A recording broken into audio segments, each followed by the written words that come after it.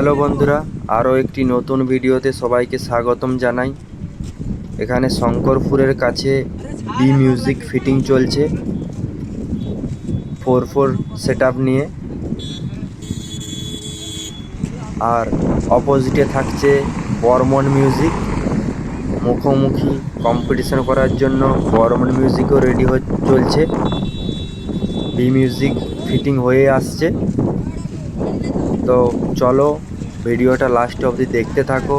আর চ্যানেলে নতুন হলে চ্যানেলটা অবশ্যই সাবস্ক্রাইব করে দিও।